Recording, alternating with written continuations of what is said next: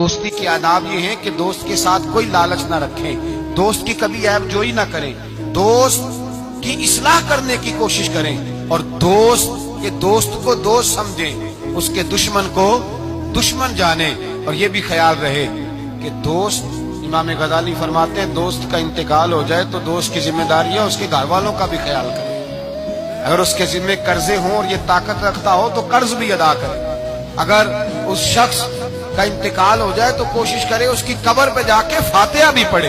گویا وہ سارے کام کرے جن کاموں سے حق دوستی ادا ہوتا ہے، اور ایسی ہر حرکت سے بچے جس سے اس کے دوست کو تکلیف ہو۔ میرے رسول پاک سید عالم صلی اللہ علیہ وسلم کے سب سے پہلے دوست،